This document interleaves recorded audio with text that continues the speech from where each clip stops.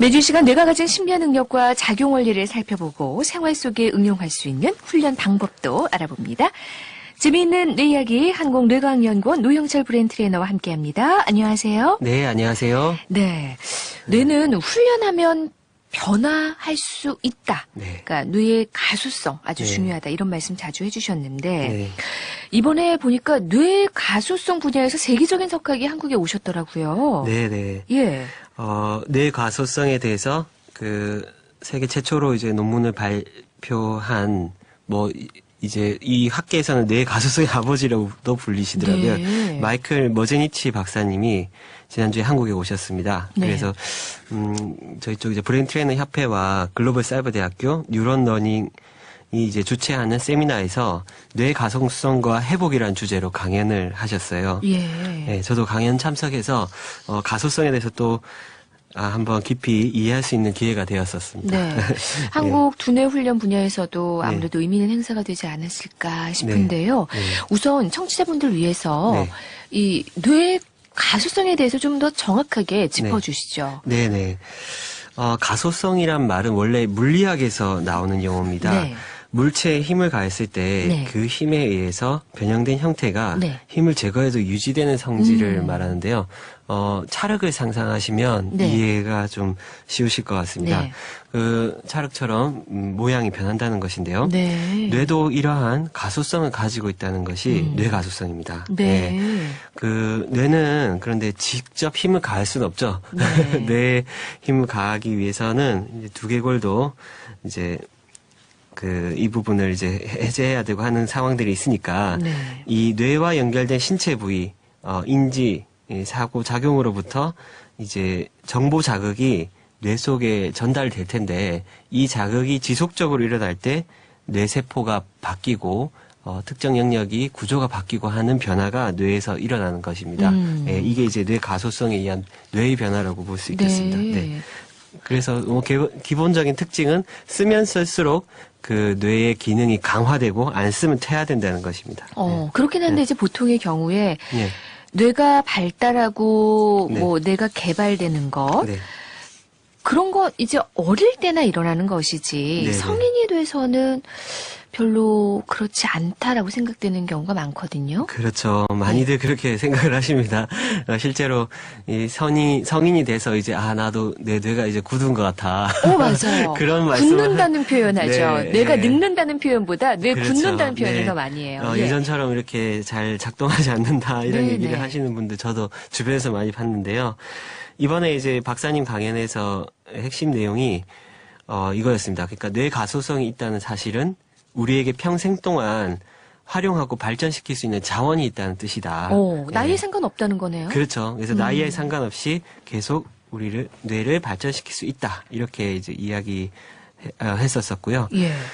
그리고 이 안에서 여러 가지 연구 결과들이 발표가 됐었는데, 이제 여기서 밝혀낸 뇌 발달 단계를 보면 예. 아이였을 때 이 뇌가 천천히 서서히 발전하다가 20, 30대에서 가장 왕성한 뇌 기능의 전성기를 맞이하고 네. 이후 서서히 이제 하향하는 그런 추세가 일반적인데 이 부분을 훈련하고 관리하면 네. 유년기 어렸을 때는 좀 더 발전을 잘 할 수 있고 이것을 유지하는 기간도 그 유년기가 지난 이후에도 계속해서 무제한으로 어렸을 때 뇌 기능을 유지할 수 있다. 예. 이런 부분들이 밝혀졌었죠. 예.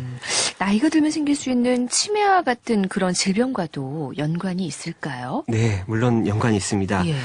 또 이제 이 표현을 하기에 두뇌 훈련의 지향점이 치매에 가지 못하게 막는 것 이렇게 또 표현을 했었는데요. 신경의학 관점에서는 치매를 당연한 질병으로 생각을 하기도 합니다. 네. 그런데 이 뇌가소성 이론을 바탕으로 보면 네. 이제 나이가 되면 네. 뇌가 점점 하향세에 들어가는 거는 뭐 사실이거든요. 예. 근데 이것을 이제 이렇게 하향세로 가다가 인생의 막차의 충돌 사고라는 표현을 하더라고요. 그래서 예. 이 막차의 충돌 사고가 치매인데 예. 이 충돌 사고가 일어나지 않게 브레이크를 걸어줄 필요가 있다. 이 브레이크가 바로 두뇌 훈련이다. 이렇게 예, 얘기가 되었었습니다. 네. 그래요. 그러니까 네. 훈련하면 얼마든지 브레이크를 걸 수 있다. 그렇죠. 그런데 네. 네. 이런 훈련 효과도요. 나이가 들면 떨어질 것 같은데. 네. 그래서 어떨까요? 예, 이 박사님이 진행한 실험에 의하면은 예. 그 75세 대상자들한테 네. 10시간 내지 16시간 두뇌 훈련을 했다고 합니다. 네. 그런데 이렇게 어느 정도 하니까 네. 20세 수준으로 75세인데 네. 20살 때 그 그렇죠. 최전성기 시대처럼 네네네. 그렇게 그 향상될 수 있다는 거예요? 네, 브레인 스피드가 이제 2배 정도 좋아졌고 이게 1년 뒤에도 유지되는 그런 결과들이 밝혀졌고요. 더 놀라운 사실은 75세에 훈련을 하신 분들과 네네. 25세에 훈련하지 않은 그 뇌를 비교를 했더니 네. 비슷했다는 거죠. 나이가 아무리 젊어도 계속해서 훈련하지 않으면 그런 것들이 네, 뇌 기능들이 발달되지는 못하는 그런 상황에 대한 연구인 것 같습니다. 네. 그렇군요. 이 네. 박사님은 연세가 어떻게 되시나요? 연세가 이제 궁금하네요. 네, 75세이시더라고요. 아, 이분이 75세군요. 네. 그런데 뭐 굉장히 예. 정정하시고 또 이분이 나름대로 두뇌 활용도 측정해 보니까 네. 90점으로 상위 10% 안에 들어간다고.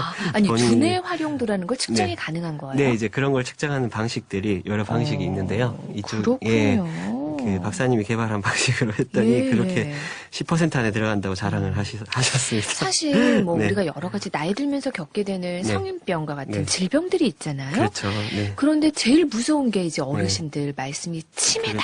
네, 네, 네. 왜냐면 다른 가족들이 너무 네. 고생을 하니까요. 그렇죠. 네. 그런데 그런 것도 얼마든지 네. 관리가 되는 거예요. 그렇죠. 네. 그런 거 생각하면 네. 두뇌 관리도 앞으로의 시대에서는 중요한 네. 과제가 되겠어요? 네. 그동안 미지의 영역이었는데요.